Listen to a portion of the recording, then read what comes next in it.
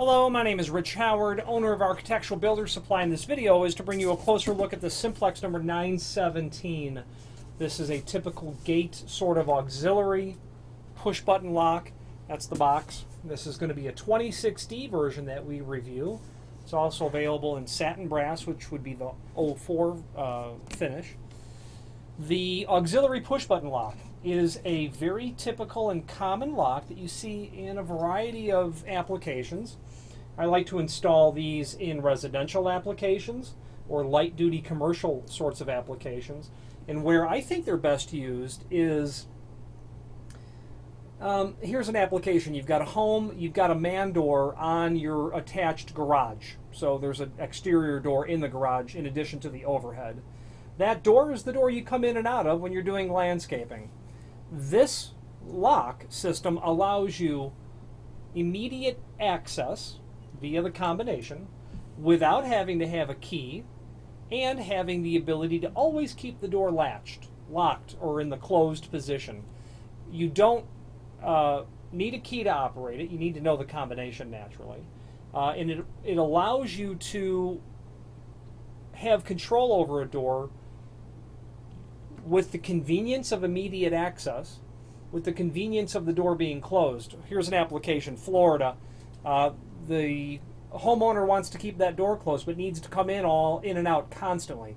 Entering a combination is quick and easy. Keeping the door closed keeps the black snakes out. Just doesn't want the turtles, the snakes, whatever going into the garage, because it's cooler in the garage is the bottom line.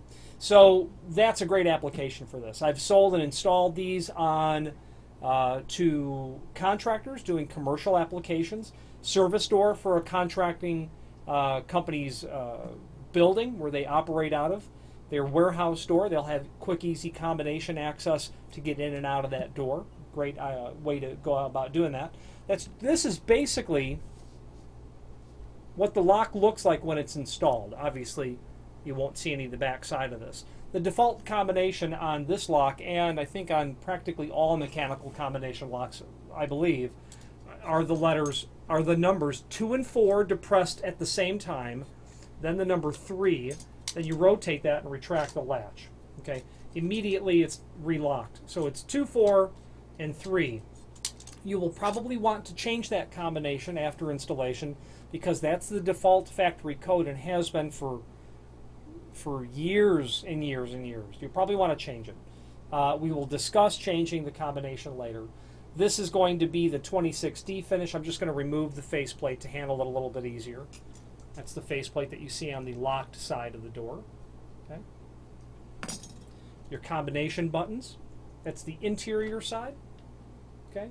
You have this is a 917, so it's a spring latch with a deadlocking latch feature as well. These always feature a hold back function. You might simply want to hold the latch back because you really just need to come in and out quickly, but you've got a spring hinge on the door, let's say. So you will probably do a latch hold back. You can release that and snap the latch back out. This lock weighs about 4 pounds, by the way. At least it does with the box that it comes in. The rest of the visual tour will resume after we go over the summary of it. The 900 series auxiliary lock set provides fully mechanical access control. Mechanical, not electronic, no batteries, while allowing free egress at all times by the interior thumb turn. Its unique teardrop shape can be mounted above your existing lock or can be used alone to provide quick, keyless entry for commercial or residential applications. I don't know if this has a grade on it, grade 1, or if it's grade 2. Let's take a look and see if we can determine that. I do not see any indication of its duty rating, grade 1 or grade 2. Grade 1 is 1 million life cycle heavy duty. Grade 2 is tested to 500,000. While I don't see it anywhere, I'm gonna say grade 2, meaning heavy duty residential, standard duty commercial. I don't think that this would be necessarily up to the task for an incredibly high volume sort of application, and frankly I've never really seen it installed in an application like that. Okay, now there is below this video the balance of the extended description, which will give the overall summary details of the 900 series lock, and let's go over them. Let's go over that now. So the mechanical push-button lock eliminates problems and costs associated with issuing, controlling, and collecting key cards. Any sort of electronic lock will probably have requirements that you may not want to have to involve yourself in. Changing batteries, changing codes to allow access over the item in terms of having multiple codes. You might not have an application where you need to have different codes run through a lock so that you might have an audit trail. This doesn't provide any of that. Its elegance is its simplicity in that regard. Provides fully mechanical access control, free egress via the thumb turn, as we said earlier. Deadbolt models must be manually relocked. This is a dead latch model, not a deadbolt model. So a dead latch will have to be manually relocked every time you leave. So keep that in mind. You might want the latch model. The dead locking spring latch models, which this is, automatically relock each time the door closes. No battery. Fully mechanical lock eliminates labor and material expense by battery replacements. The dead latch is a 5/8 projection with an automatic relock. The deadbolt version, and we'll talk about that part number in a bit, has a 1-inch mechanical, 1-inch throw with a manual relock. Single access code, one code to remember, not more than one. Lock is easily programmed via this keypad and a tool, which we'll go over in a moment. Can be used to override the lock combination. If you order the key override option, it can be used to override the lock option and gain access using a key. So you can have that feature as well, meaning you might want a key override in case there becomes some sort of a problem with the combination in terms of recalling it or knowing what it was set to originally. The key access will allow you to do that. It allows facilities, the key override models, to maintain a master keyed security system, keyed alike or keyed differently sort of models. Override models can be ordered with or without a cylinder. They generally would include a cylinder should you need that. Okay. Push button access, latch holdback, cost-effective solution. Cast metal, clutch protected thumb turn. So if somebody turns it, there's a clutch involved so you won't damage the combination chamber. Metal exterior plate, vandal resistant, solid metal push buttons. Okay. 04 is the satin brass, 2060 is the satin chrome. Includes the strike plates. Let's go over that now as well, resuming our visual tour. If you have an outswinging door, you're going to use this model. This is the strike that you'll use for an outswing. The latch will, so this is an outswing application that we've got here. The door is going to swing out towards you, so your strike will look like that. Your installation will look like that when properly installed. Okay, so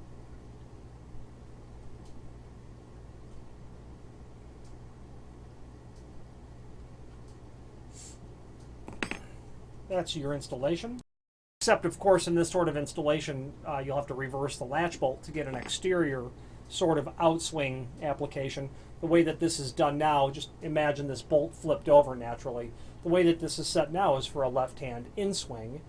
So you would obviously need to turn that to get a right-hand application. You're going to need to turn that over. So you'll have either a installation where you're doing a left-hand application, which is how it is set now. This would be for a left-hand door. If you're doing a right-hand door, you literally just flip the unit over. So the orientation of the plate is also dependent on the hand of the door as well. If you have an outswing, you're going to take this and reverse the latch, the bolt over as indicated earlier, and we'll talk about that more in a moment. So the hand of the door is based on that. You will have that strike, you'll use this strike for an outswing. Your latch will make contact. This would be mortised flush to the door frame, assuming that it is a wood frame. This is the stop face here, and then the rabbet comes back this way, so that the latch, the dead latch, makes contact, the curved face of the latch makes contact with this face of the strike. If you have an in-swing door, you're going to use this common strike here. Again, either side, doesn't matter. You will mortise this flush into the frame, and obviously this portion is going to extend off the face of the frame because it's an in-swing application, and will look left hand. There's your installation for a left hand on an in-swing sort of application. Door opens up this way. Curved latch makes contact with the back side and is locked in to place that way. Okay. Again, right hand, it's just all flipped over. Okay. Outswing, you don't use this one. You use the other one, the L shape. Then you'll have a package of screws. You're going to have this piece of sheet metal that's used to install the trim plate. You will then have this Allen wrench. We're going to go over what that Allen wrench is for in a moment. So there is a link below this video to the manufacturer's page where you can pull up the document is called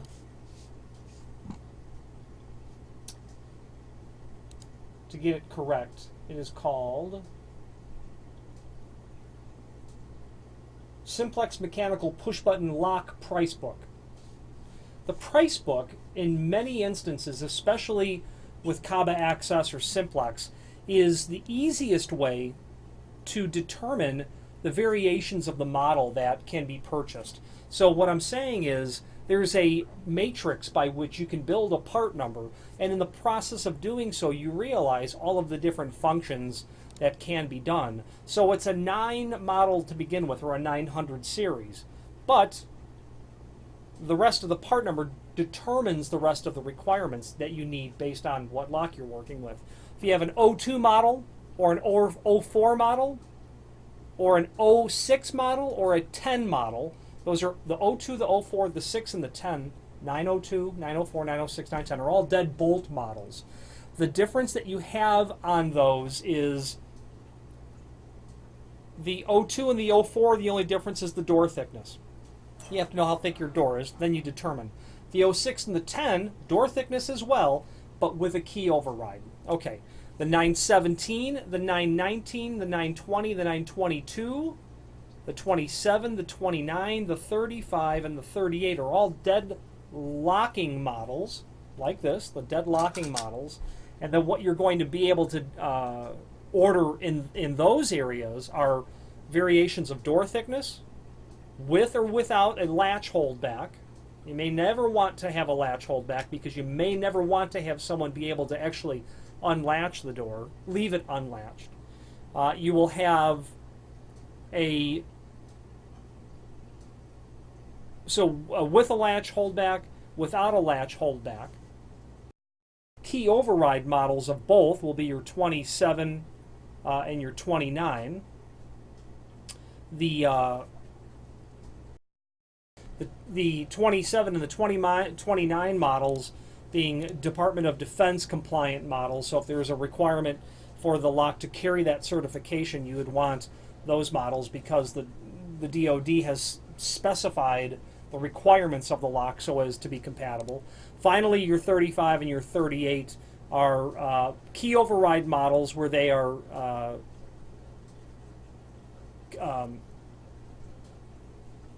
going to give you a latch holdback and a key override, 2 different door thicknesses, the 35 and the 38. Okay, and then there are adds or modifications to those. Getting down further into the part number will be the options area, into which you can include with the lock additional options, such as a surface-mounted strike if you're doing a metal frame installation. That would not be this. If you've got a steel frame, you'll need a different strike.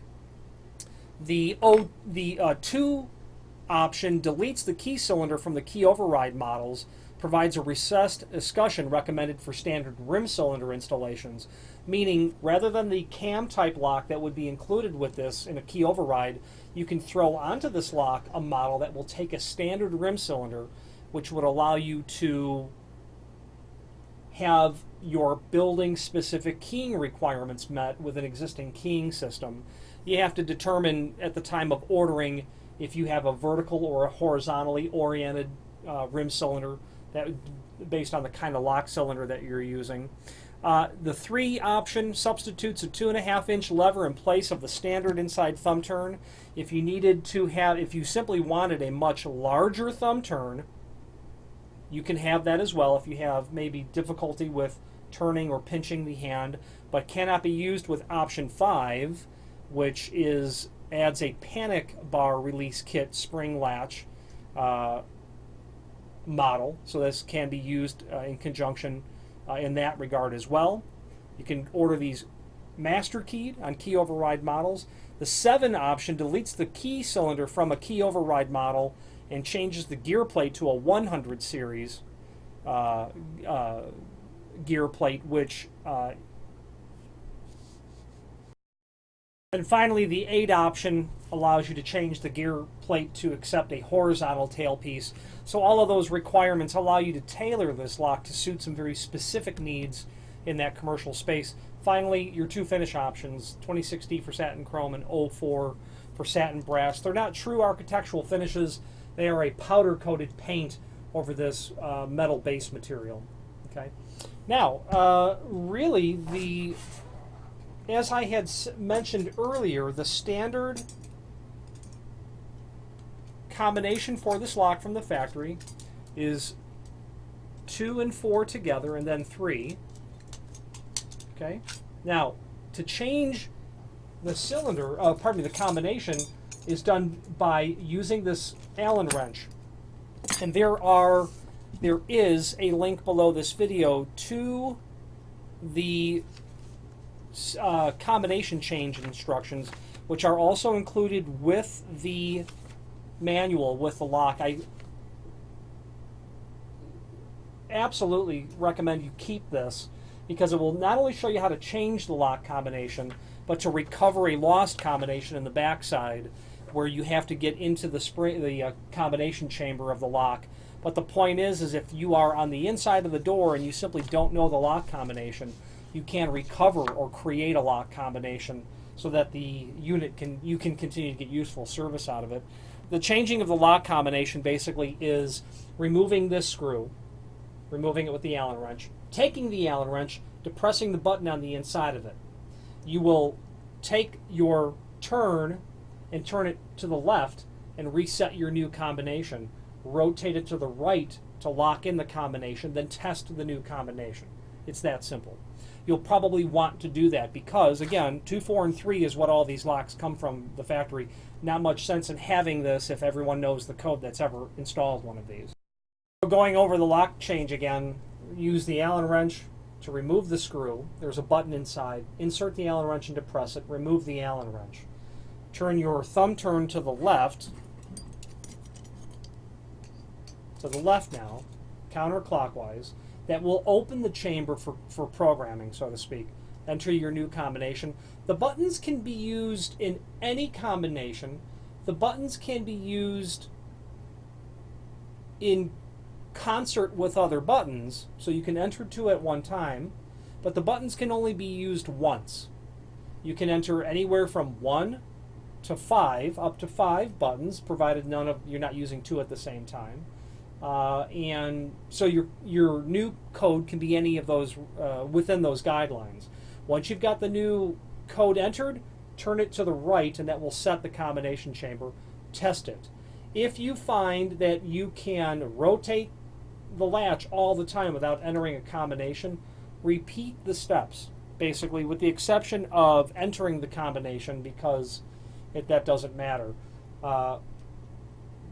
Depress the button inside underneath the screw, turn it to the left, new combination, set it. Make sure that it works that way, and you'll be in real good shape.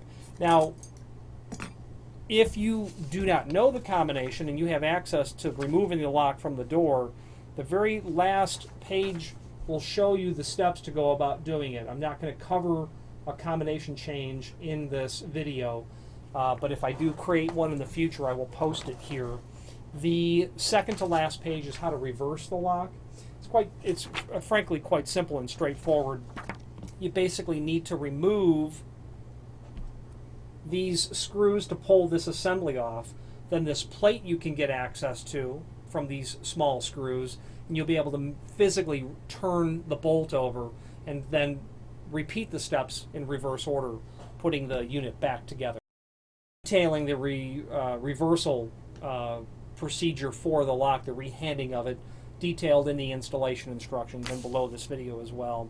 Finally, there's a link below this video to the manufacturer's page where you can review not only all the Simplex products that we sell, but a link to the manufacturer's website, along with a link to the full product catalog to review all things Simplex or Kaba Access related. I'm partial to these locks because they're easy to install, they're easy to maintain. They have been for decades a product that you are able to purchase, install, get parts for, get service for. So if you have the right application for this and looking for the convenience of mechanical security, this is a great option, especially for the dollar, for the cost. It's a very economical lock given the fact that it is a robust lock for a heavy-duty or a heavy-duty residential or a light-duty commercial application. Any questions on the Simplex? This is the 917 model or any 900 series auxiliary mechanical combination lock. Please feel free to reach out to us. Thank you.